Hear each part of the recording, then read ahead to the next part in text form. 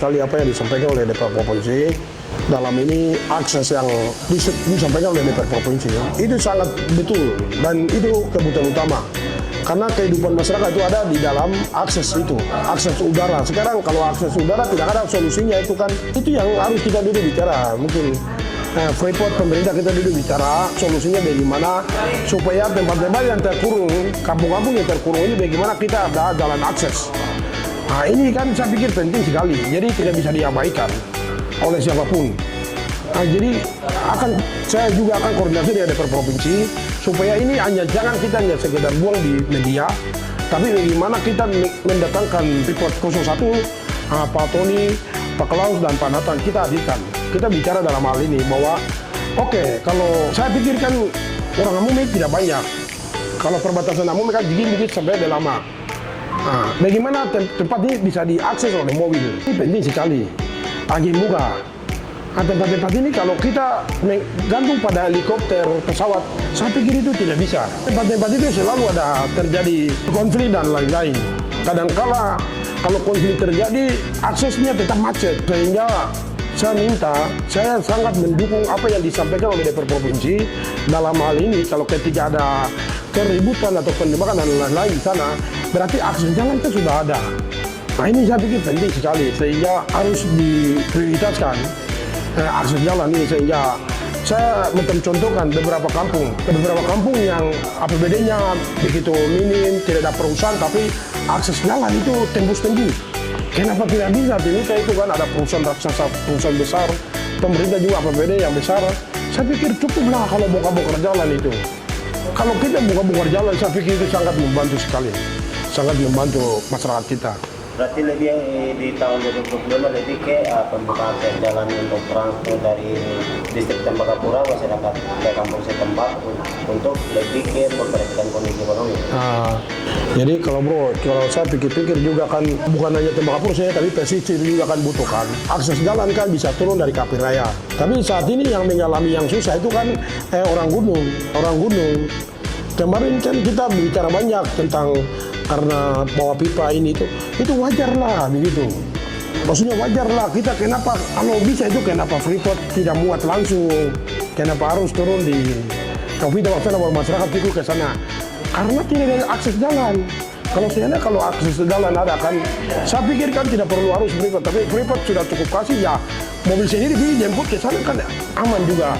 Kalau ke depan, kalau kita abaikan apa yang disampaikan DPR Provinsi dan daerah, kalau abaikan hal-hal ini, karena hal-hal ini, sorotan ini tidak akan hilang Pak. Itu tetap muncul terus. Bukan karena ada kepentingan kita tidak di Freeport, kepentingan kita di mana-mana tidak, tapi ini hanya kepentingan untuk masyarakat kita aja. Tidak kita lawan si A dan si B. Tapi bagaimana masyarakat kita itu diperhatikan juga.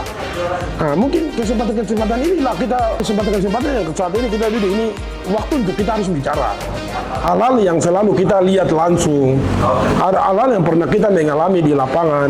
Nah, mungkin ini momen yang masyarakat percayakan kita, ini kita harus berbicara, bersuara, mewakili mereka semua. Nah, sehingga saya pikir itu jangan kita bergantung pada Freeport terus, pemerintah terus. Kalau ada akses jalan, kenapa harus kita bergantung pada mereka? Nah itu, jadi saya pikir itu yang disampaikan oleh Pak Ara itu sangat benar sekali. Jalan itu harus tembus beberapa distrik ini. Karena saya pikir itu tidak susah, dibantu oleh Freeport dengan kolaborasi dengan pemerintah. Freeport punya alat-alat berat. Saya pikir ini penting sekali. Sehingga saya juga kemarin ada konfirmasi dari DPR Provinsi, dong ada menyurati ke sini untuk di kami Dewan, dan setelah itu kami dong juga menyurati ke kaki tangan untuk duduk bicara mengenai dalam hal itu juga mau tanya job number 3 desa ini kemanakan juga, mau tanya langsung. Job number 3 desa biasanya kan dulu kan pelayanannya bagus, semakin kesini kan pelayanannya tidak seperti itu. Pembangunan masyarakat kita yang dari 2000 sampai 2003 ke sini dulu memang rumah itu layak untuk kita orang-orang tua, tapi semakin kesini kan rumah itu sudah lapuk, rusak. Saya pikir tidak bisa dana desa itu bisa mencukupi kebutuhan itu tidak cukup lah. Itu kalau mau renovasi atau bangun rumah baru itu bukan anggaran kecil. Jadi tidak boleh hanya kasih beban kepada desa saja, tapi bagaimana dalam hal ini pemerintah dan Freeport juga lihat. Karena saya pikir satu rumah rumah itu, kalau satu rumah itu kan orang tua jatah orang tua ini rumahnya. Tapi buktinya kan bukan orang tuanya kan sudah anaknya 3, 4 ini semua ada di satu rumah itu. Sehingga kebanyakan masyarakat anaknya kadang lari ke timnya karena tidak ada rumah di kampung-kampung itu. Jadi rumah itu mungkin kakak tua yang miliki, adik-adiknya mungkin lari keluar. Ini saya pikir itu sesar juga kan, ya ini kan diperhatikan lah. Saya mengerti kalau dalam hal pendidikan dan lain, Freeport sudah lakukan banyak hal yang Freeport lakukan juga. Tapi Freeport lihat juga, Freeport lihat untuk akses-akses ini. Nah, sekarang tidak tertolong karena akses jalan udara macet, sekolah juga sudah terlambat, ketinggalan jauh juga. Mata pelajarannya juga ketinggalan jauh. Kesehatan juga orang banyak meninggal di kampung-kampung itu karena tidak tertolong. Tidak ada helikopter dan pesawat. Kasihan kalau kita hanya biarkan juga tidak bisa. Biarkan juga. Jadi akses jalan itu paling penting. Paling penting. Mungkin itu yang saya bisa sampaikan di sini bahwa tetap kita tunggu DPR provinsi datang menyurati ke kita dan kita akan duduk bersama. Mungkin setelah terpilihnya dengan bupati atau itu kita akan bicara lagi. Kalau pelayanannya kalau sekitar kota oke aja.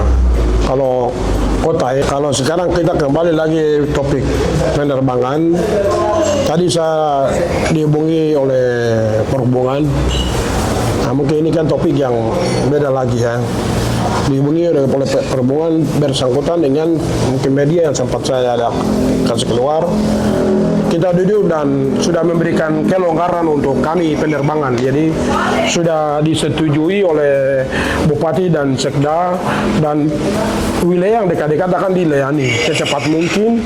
Tapi itu pun harus kita jaga sama-sama supaya penerbangan itu hanya di beberapa titik. Tapi nanti ketika uji cobanya itu dalam 2-3 bulan kalau pelayanannya bagus, keamanannya bagus akan semuanya dilayani.